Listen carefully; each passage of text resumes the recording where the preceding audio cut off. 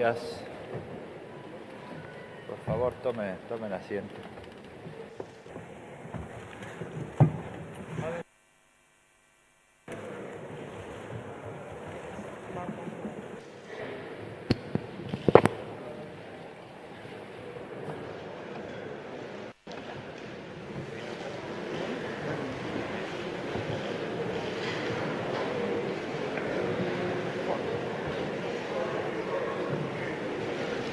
Estamos todos. El doctor Fay.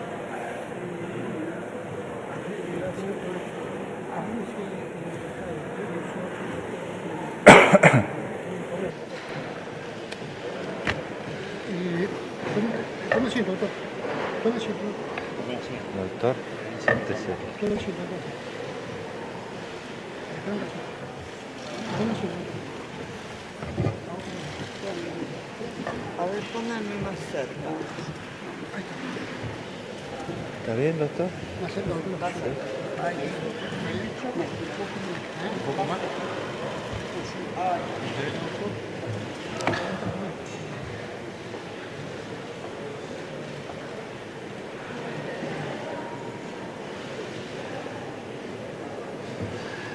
Bueno, buenos días a todos.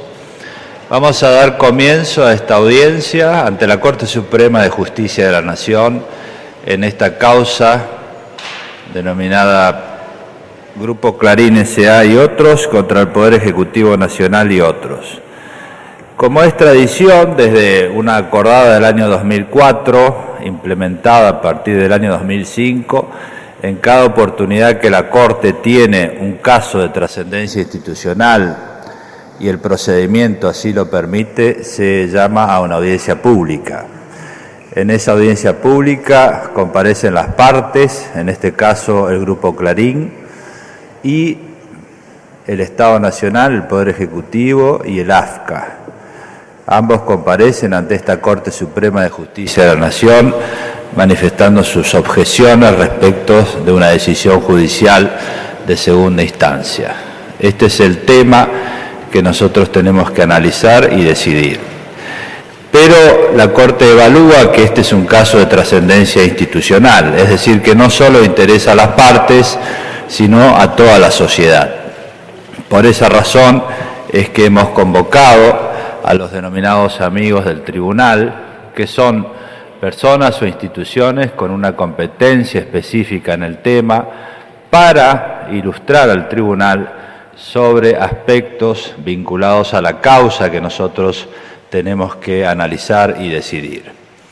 Por eso es que hubo un periodo de inscripciones de acuerdo a una acordada que se ha hecho con amplia participación de organizaciones no gubernamentales en abril del año pasado, de este año. Agradecemos muchísimo la participación de todos los amigos del tribunal. Lamentablemente no los podemos escuchar a todos, pero aún aquellos que no vamos a escuchar hoy van a ser presentados sus escritos y leídos por esta Corte. En el día de hoy vamos a comenzar escuchando a todos los amigos del tribunal en base a las opiniones que ya han presentado en un resumen. Luego de escucharlos a todos, vamos a escuchar al Ministerio Público, a la señora Procuradora General de la Nación. En todos estos casos es tradición que la Corte no haga preguntas. Luego vamos a escuchar a las partes, donde sí vamos a hacer preguntas por parte de los jueces.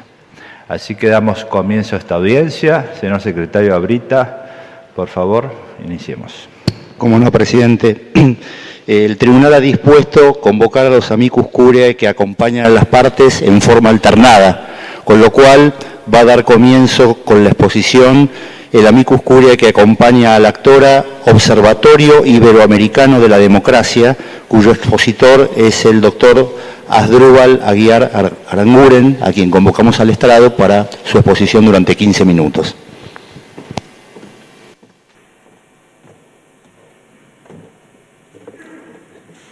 Señor presidente, señores ministros, señorías, les hablo en representación del Observatorio Iberoamericano de la Democracia y como ex juez de la Corte Interamericana de Derechos Humanos. Y al saludarlos con respeto y acatamiento, me permito declarar que valoro en todo su significado la oportunidad de presentar este amicus que entiendo como un acto de lealtad para con el trabajo de la Corte.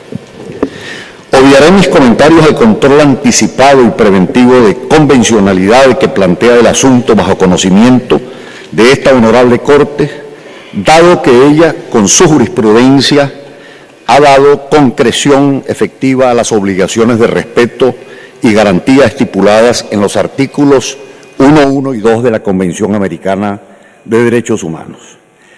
Para la solución del caso planteado no obsta señalar, sin embargo, que la eventual incompatibilidad constitucional de las normas de la Ley 26522 bajo examen pueden resultar en su convencionalidad o ser todo lo contrario. La ley citada, en sus fundamentos y teleología, propone un régimen de intervención estatal sobre los medios de comunicación radioeléctricos, y ello de suyo determina un deber de control convencional a la luz de lo dispuesto en el artículo 13 de la mencionada Convención Americana o Pacto de San José, pues las restricciones a los medios son restricciones a la libertad de expresión, según reza la opinión consultiva de la Corte Interamericana OC 585. El control de convencionalidad en los supuestos de leyes restrictivas del citado artículo 13, como lo saben sus señorías, impone para lo general determinar la concurrencia de distintos parámetros estrictos de interpretación restrictiva que las hagan permisibles, a saber, la previsión de las restricciones en leyes formales y sustantivamente democráticas, que adopten medios legítimos para alcanzar fines legítimos, evidenciando sus congruencias recíprocas y efecto útil, a cuyo efecto no basta la regla de las mayorías, como lo precisa la Corte Interamericana en el caso Gelman. No deben afectar la garantía simultánea de las dos dimensiones de la libertad de expresión, la individual y la social, como se indica en el caso Ipscher. No deben presumir una oposición insoluble entre dicho derecho a la libertad de expresión como columna de la democracia y los demás derechos tutelados convencionalmente y que puedan resultar afectados, dado que no caben jerarquías ni vaciamientos de unos derechos en perjuicio de otros, sino el test de balance, como lo indica el caso Kimmel de 2008. Han de ser las restricciones, además de legítimas según lo indicado, necesarias y caracterizadas por su necesariedad imperativa, a saber, entre varias opciones, escoger la que menos restrinja el derecho y cuya necesidad prepondere por razón de la democracia, y que sea proporcional, vale decir, adecuada al interés que la justifica, solo para el logro del objetivo legítimo planteado e interfiriendo lo menos posible en la libertad de expresión y su orden público, que demanda mayor circulación de ideas, de noticias y de informaciones, como lo indican los casos Canese y Herrera de 2004.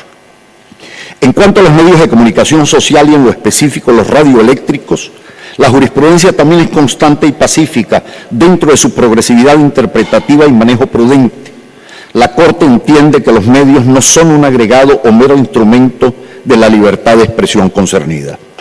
El derecho a medios y a los medios hace parte sustancial del derecho de toda persona a buscar, recibir y divulgar informaciones, y como lo indica recientemente la Comisión Interamericana en su informe del caso Marcel Granier y otros de 2012, la función periodística hoy se ejerce de modo determinante a través de los medios de radiodifusión e implica como inevitable y hasta natural que sus actores, propietarios, editores, directores, periodistas, se asocien bajo formas empresariales y morales para el ejercicio de sus libertades de expresión.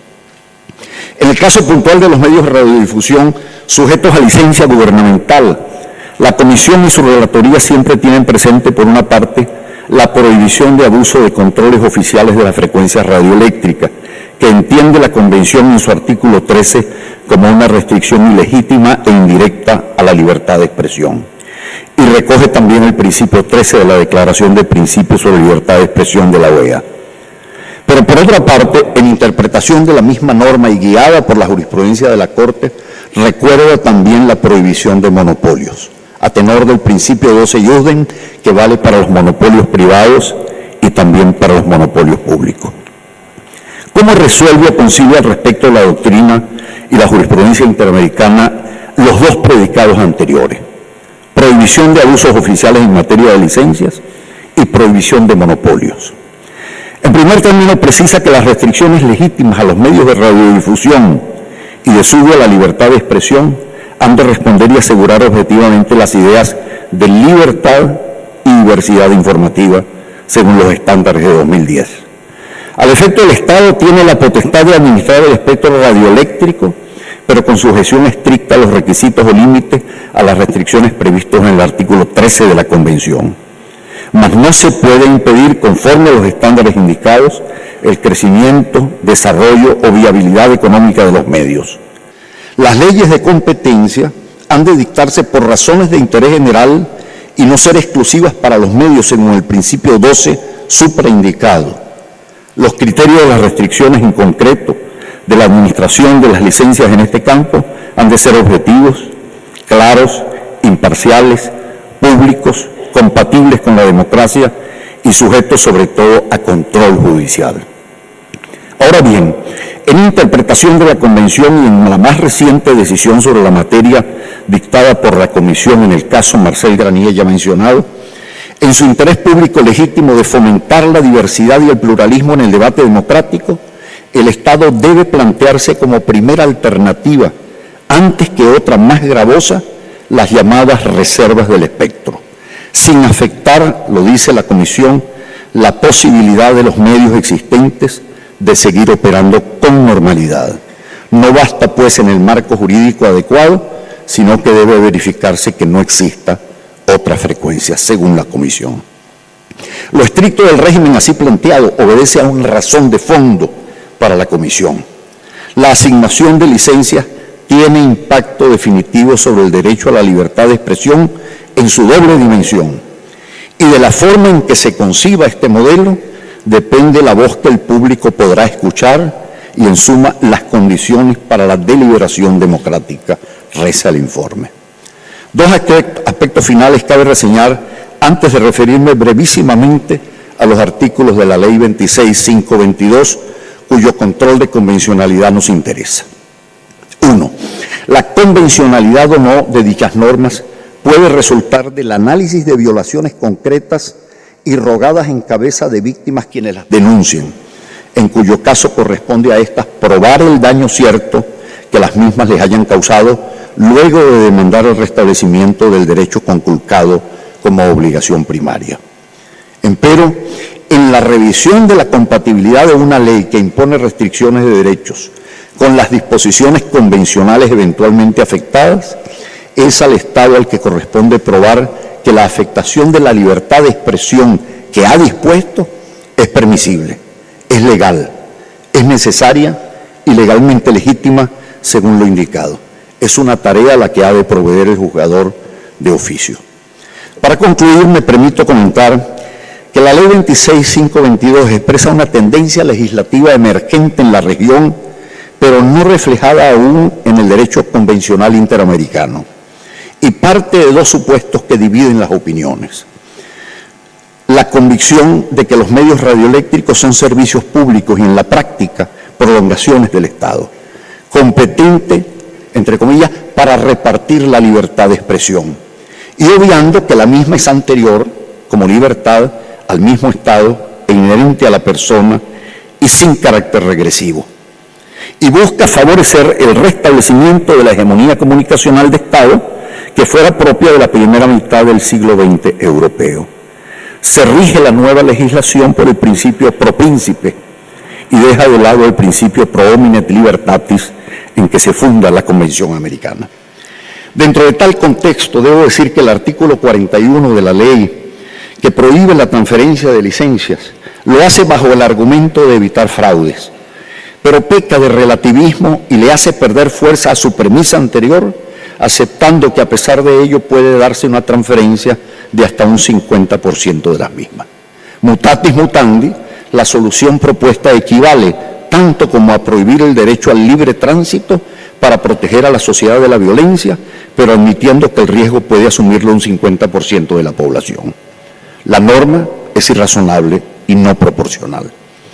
El artículo 45 restringe cuantitativamente el número de licencias sin discriminar entre sectores afectados, que usan o no el espectro radioeléctrico escaso como lo pide la doctrina interamericana, y obviando que a la luz del desarrollo tecnológico en curso, ese número fijo resultará decreciente y exponencial en la misma medida en que se amplíen las frecuencias por el desarrollo tecnológico.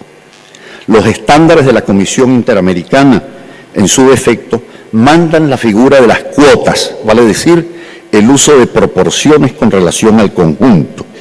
Pero resulta inexplicable en otro orden el parcelamiento de las audiencias que se aprecia en la norma, que limitan a un 35% la audiencia en el caso de los medios independientes y se le sostiene en 100% a los medios del Estado.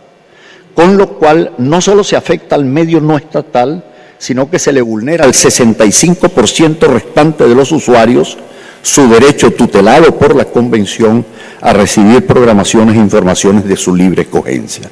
La norma, a mi entender, es arbitraria e irrazonable. El artículo 48, en contravención del estándar que manda no frustrar el crecimiento y desarrollo de los medios radioeléctricos, sino impedir los monopolios, declara como concentración indebida la integración vertical y horizontal que a su vez permite con sus falencias el artículo 45. Y al prohibir sin más los derechos adquiridos, enerva el derecho a la tutela judicial y hace disvaliosas patrimonialmente las licencias, lo que resulta totalmente contradictorio con la doctrina más reciente del sistema interamericano. Es una norma ilegítima. Y el artículo 161, sus señorías, que para los jueces de alzada y en un relativismo que no admite la Convención, dicen ellos, no impresiona como irrazonable y tampoco conculca de manera significativa los derechos. Es decir, sería convencional o inconvencional a medias, al admitir las transferencias para los fines de la desinversión que impone el artículo 45 comentado, pide que se aplique al efecto el último párrafo del artículo 41. Y paradójica y contradictoriamente, proscribe las transferencias. De modo que al ser una norma sancionatoria, como lo recuerda la Corte Interamericana en el caso Kimmel de 2008, resulta, además de inconvencional, absurda por no utilizar términos estrictos y absolutamente unívocos. Muchas gracias, señoría.